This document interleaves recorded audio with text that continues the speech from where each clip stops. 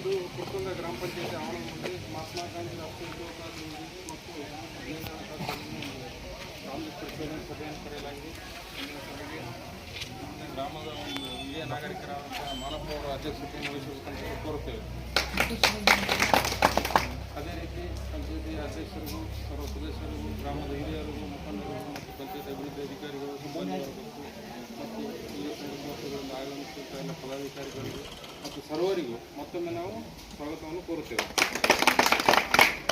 ಮುಖ್ಯವಾಗಿ ತಮಗೆ ತಿಳಿದ ಹಾಗೆ 2005ರಲ್ಲಿ ಮಹಾತ್ಮ ಗಾಂಧಿ ರಾಷ್ಟ್ರೀಯ ಉದ್ಯೋಗ ಖಾತ್ರಿ ಯೋಜನೆ ಒಂದು ಜಾರಿಗೆ ಬಂದಿದೆ. ಹೌದ್ರಿ, ಇದರಿಂದ ಮುಖ್ಯ ಉದ್ದೇಶ ಅಂದ್ರೆ ಹಲವಾರು ಒಂದು ವಾರ್ಡ್ ಸಭೆ ಗ್ರಾಮ ಸಭೆ ಮಾಡುವ ಮೂಲಕ ಆಯುಷ್ ಸಂಯೋಜಕರು ಬಹಳಷ್ಟು ಒಂದು ಭಿತ್ತಿಪತ್ರ ಕರಪತ್ರ ಹಂಚಿ ಎಲ್ಲ ಅವೇರ್ನೆಸ್ ಮಾಡಿದ್ದಾರೆ.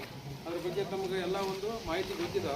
ಇದ್ರ ಮೇಲೆ ನಾವು ಸೂಕ್ಷ್ಮವಾಗಿ ಹೇಳೋದಕ್ಕೆ 2005ರಲ್ಲಿ ಮಹಾತ್ಮ ಗಾಂಧಿ ರಾಷ್ಟ್ರೀಯ ಉದ್ಯೋಗ ಖಾತ್ರಿ ಯೋಜನೆ ಜಾರಿಗೆ ಬಂದಿದ್ದು ಇಲ್ಲಿ ಇರ್ತಕ್ಕಂಥ ಪ್ರತಿಯೊಂದು ದುಡಿಯುವ ಕೈಗಳಿಗೆ ಉದ್ಯೋಗ ಸಿಗಬೇಕು. ಮುಖ್ಯವಾಗಿ ಗ್ರಾಮದಲ್ಲಿರ್ತಕ್ಕಂಥ ಪ್ರತಿಯೊಂದು ಆರ್ಥಿಕವಾಗಿ ದುರ್ಬಲರಾಗಿರ್ತಕ್ಕಂಥ ಒಂದು ಜನರಿಗೆ ಅವರವರ ವೈಯಕ್ತಿಕ ಕೆಲಸಗಳನ್ನು ಮಾಡಲಿಕ್ಕೆ ಅವಕಾಶ ಅದ ಉದ್ಯೋಗ ಖಾತ್ರಿ ಯೋಜನೆ. ಹೌದ್ರಿ, ಪ್ರತಿಯೊಬ್ಬರು ಅಲ್ಲಿ ಉದ್ಯೋಗ ಖಾತ್ರಿಗೆ ಹೋಗ್ಬೇಕಾದ್ರೆ ಮೊದಲ ಅವರು ಜಾಬ್ ಕಾರ್ಡ್ ಹೊಂದಿರಲೇಬೇಕು ಕಡ್ಡಾಯವಾಗಿ. ಹೌದ್ರಿ, ಅದು ಶುಲ್ಕರಹಿತವಾಗಿ ನಿಮ್ಗೆ ಜಾಬ್ ಕಾರ್ಡ್ ಕೊಡ್ತಾರೆ.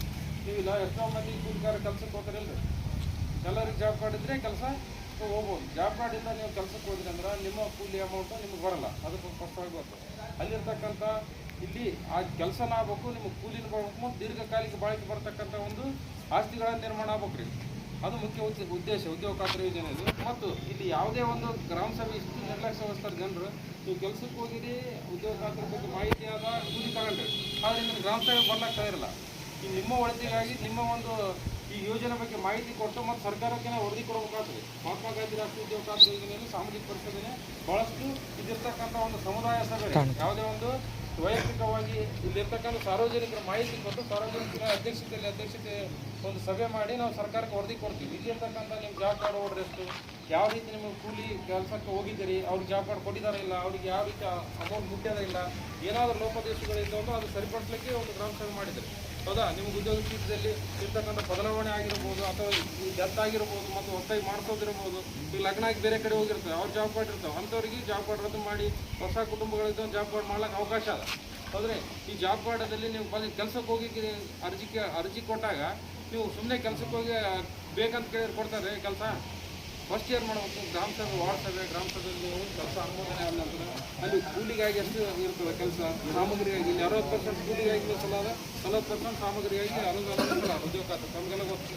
ಅಂದ್ರೆ ಇಲ್ಲಿರ್ತಕ್ಕಂಥ 60% ಜನರಿಗೆ ಅವ್ರ ವೈಯಕ್ತಿಕ ಕೆಲಸ ಮಾಡ್ಲಿಕ್ಕೆ ಅವಕಾಶನೇ ಅದ. ನಿಮ್ಮ ರೈತರ ಹೊಲದಲ್ಲಿ ಬದು ನಿರ್ಮಾಣ ಮಾಡಿಕೊಳ್ಬೋದು, ಕೃಷಿ ಹೊಂಡ ಮಾಡ್ಬೋದು.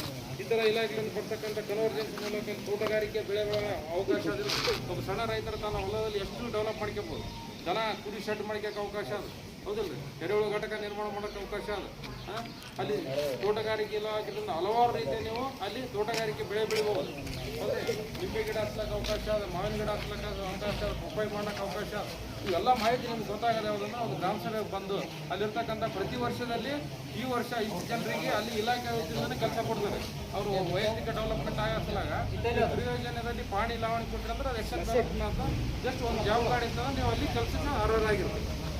ಯಾವಾಗ ನೀವು ಕೆಲಸ ಕೊಡೋದಲ್ಲ ನಮ್ಮನೆ 6ರಲ್ಲಿ ಸೈ ಮಾಡಿ ಕೊಟ್ಟಾಗ ಅವರು ಕೆಲಸ ಕೊಡ್ತಾರೆ. ಕೆಲಸ ಪ್ರಜಾದ ನಿರ್ಧಾರ ಮಾಡೋದು ಯಾರು?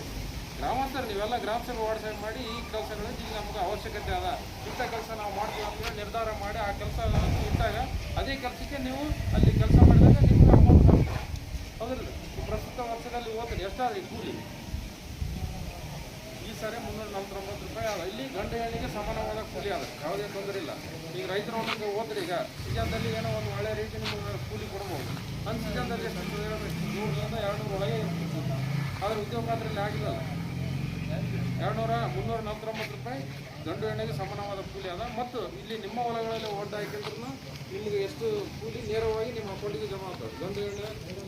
ಗಂಡ ಹೆಂಡತಿ ಕೆಲಸ ಮಾಡಿದ್ರೆ ಇಬ್ಬರು ಜಾಬ್ ಕಾರ್ಡ್ ಇರಬೇಕು. ಇಬ್ಬರದು ಅಲ್ಲಿ ಅಕೌಂಟ್ ಆಧಾರ್ ಬೇಸ್ ಪೇಮೆಂಟ್ ಮಾಡಿದ್ದಾರೆ, ಯಾವುದೇ ತೊಂದರೆ ಇಲ್ಲ. ಇದಕ್ಕೇನೋ ಯಾವುದೋ ಒಂದು VSN ಸಂದೇಶ ಅಥವಾ ಯಾವುದೋ ಸೊಸೈಟಿ ಪೇಮೆಂಟ್ ಆಗಿರುತ್ತೆ. ಒಬ್ಬ ಅಕೌಂಟ್ ಇದ್ದು 10 ಮಂದಿ ಪೇಮೆಂಟ್ ಮಾಡ್ಕೊಂಡು 10 ಮಂದಿ ಕೆಲಸಕ್ಕೆ ಅವೆಲ್ಲಷ್ಟು ಈಗ ಹಂತ ಹಂತವಾಗಿ ಬದಲಾವಣೆ ಮಾಡ್ತಾರೆ. ಇದರ ಮುಖ್ಯ ಉದ್ದೇಶ ನೀವು ಗ್ರಾಮಸ್ಥರ ಸಭೆ ಸೇರಿದಾಗ ಎಲ್ಲ ಮಾಹಿತಿ ಕೊಡ್ತಾರೆ, ಏನು ಲೋಪದೋಷ ಸರಿಪಡಿಸಲಿಕ್ಕೆ ಅವಕಾಶ ಇದೆ. ಅದೇ ರೀತಿ ಉದ್ಯೋಗ ಖಾತ್ರಿ ಯೋಜನೆ ಮತ್ತು 15 ಹಣಕಾಸು ಯೋಜನೆ ನಮ್ಮ ಆರ್ಥಿಕ ವರ್ಷದಲ್ಲಿ 1/4/2023ರಿಂದ 31/3/2024ರವರೆಗೆ ಏನು ಕೆಲಸಗಳಾಗಿದ್ದಾವೆ ಅನ್ನೋದು ನಾವು 4 ದಿನಗಳ ನಾವು ಎಲ್ಲ ಒಂದು ಪರಿಶೋಧನೆ ಮಾಡಿ ವರದಿ ಮಂಡನೆ ಮಾಡೋದು. ಪ್ರತಿಯೊಂದು ಸ್ಟೇಟ್ ರಾಜ್ಯದಾದ್ಯಂತ ಇದು ಪೂರ್ವ ನಿರ್ಧರಿತ ವೇಳಾಪಟ್ಟಿ ಪ್ರಕಾರ ನಮ್ಮದು ಪ್ರಸ್ತುತ ಇರ್ತದೆ. ಅದು ನಾವು ಸಾರ್ವಜನಿಕರ ಒಂದು ಮಾಹಿತಿ ಕೊಟ್ಟು ನಾವು ಸರ್ಕಾರಕ್ಕೆ ವರದಿ ಸಲ್ಲಿಸ್ತೀವಿ. ಅದೇ ರೀತಿ ಈ ನಿಮ್ಮ ಅವಧಿಯಲ್ಲಿ ಒಟ್ಟು ಈ ಒಂದು ಗ್ರಾಮ ಪಂಚಾಯತಿ ವ್ಯಾಪ್ತಿಯಲ್ಲಿ ನಿಮ್ಮ ಈ ವೈಯಕ್ತಿಕ ಮತ್ತು ಸಮುದಾಯ ಕಾಮಗಾರಿ ಕೂಡಿ 106 ಕೆಲಸಗಳನ್ನಾಗಿದ್ದಾವೆ ಇಲ್ಲಿ. ಹೌದಾ?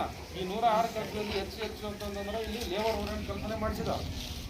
ಮೊದಲೇನು ಕನ್ಸ್ಟ್ರಕ್ಷನ್ ಅಲ್ಲಿ 60% ಏನು ಹೇಳಿದೀವಲ್ರಿ, 60% ಕೂಲಿಗಾಗಿ, 40% ಡೆವಲಪ್ಮೆಂಟ್ ಸಮುದಾಯ ಕೆಲಸಗಳು ಇನ್ನೂ ಹೆಚ್ಚೆಚ್ಚು ಕೆಲಸಗಳನ್ನು ನೀವು ಪ್ರಯೋಜನದಲ್ಲಿಟ್ಟು ಮಾಡಲಿಕ್ಕೆ ಅವಕಾಶ ಇದೆ. ಈ ಒಂದು ಅವಧಿಯಲ್ಲಿ ನಿಮ್ಮ ಗ್ರಾಮ ಪಂಚಾಯತಿಯಲ್ಲಿ ಸಮುದಾಯ ಕಾಮಗಾರಿಗಳ ಸಂಖ್ಯೆ 11 ಮಾಡಿದ್ದಾರೆ, ವೈಯಕ್ತಿಕ ಕಾಮಗಾರಿ 95. ಹೌದ್ರಿ? ಮತ್ತು ಇಲ್ಲಿ ಆದಂಥ ಒಟ್ಟು ಅವಧಿಯಲ್ಲಿ 666 ಜನರಿಗೆ ಉದ್ಯೋಗ ಕೆಲಸ ಕೊಟ್ಟಿದ್ದಾರೆ.